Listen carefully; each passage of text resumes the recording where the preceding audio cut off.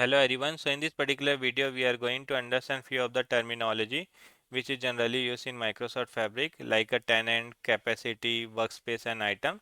These are the terminology which we are going to learn in this particular video. So let's start with the tenant.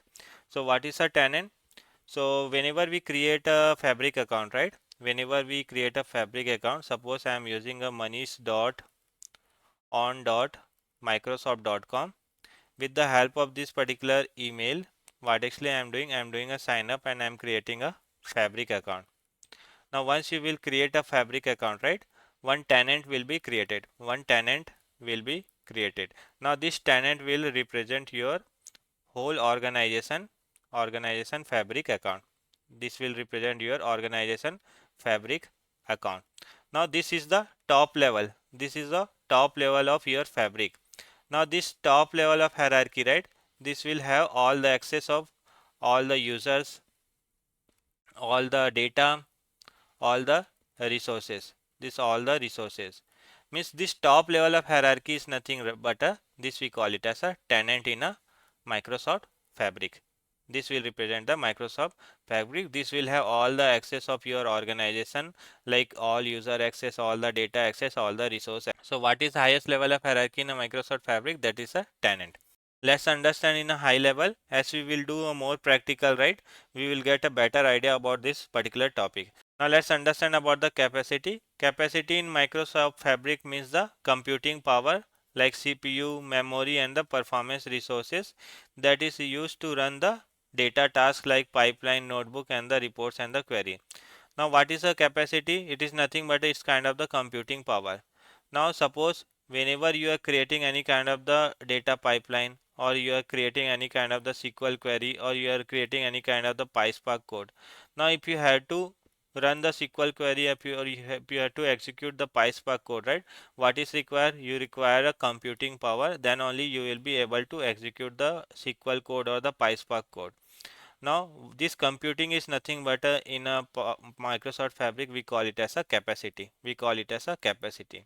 Now we have a three types of the capacity. One is the trial, second is the paid, now the third one is the PPU, that is a Power BI premium per user.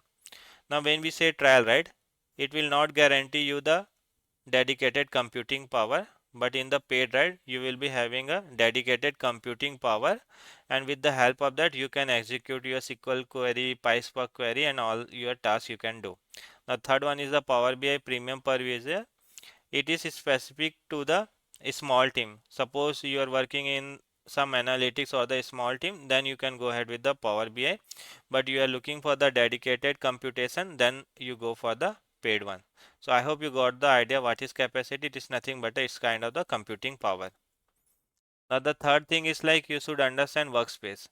So workspace is nothing but it is a collaborative container. You can understand it with the projects or the department. So generally what happens whenever we work in a company, right? The highest level of hierarchy is nothing but a tenant. This tenant will have all the access.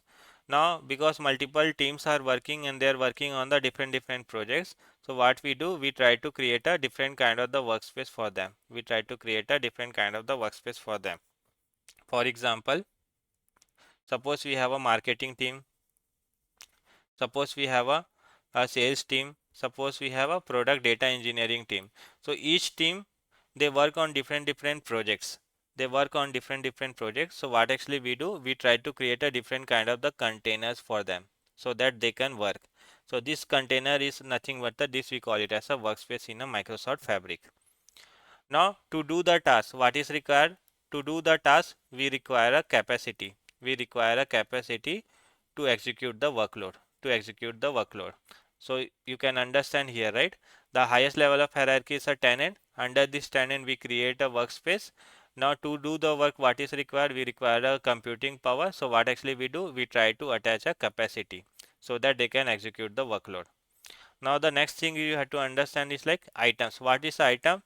Now under this, right, suppose you are creating a notebook, suppose you are creating a SQL warehouse, suppose you are creating a data pipeline. These are the tools whatever you are using, right? This we call it as a items in a Microsoft Fabric. Now let's understand each thing one by one. So in a Microsoft Fabric, The highest level of hierarchy is nothing but a tenant. This will represent your whole organization fabric account. This will have all the access to your all the users data and everything. This is the highest level of hierarchy. Under this hierarchy we work on the different projects. So for that what actually we do, we try to create a different kind of the container, and this container is nothing but a, this we call it as a workspace. This we call it as a workspace. Now under this workspace, suppose suppose we have a marketing team, they only need a SQL warehouse to do the analytics. We have a product data engineering team, they need a data pipeline, they need a pyspark code notebook. So these are the things is nothing but the, this we call it as a items. So different items actually we assign under the workspace. Now to execute the code, what actually is required, we require a capacity, we require a dedicated compute power, so that we can execute the data pipeline, notebook, SQL queries and all. So we assign a dedicated capacity to run the workload. So I hope you got the idea what is a tenant, what is a workspace, what is a capacity means, and what are the different items we have. As we go further, you will get a more idea about this tenant, workspace, items and all, as we will do a practical.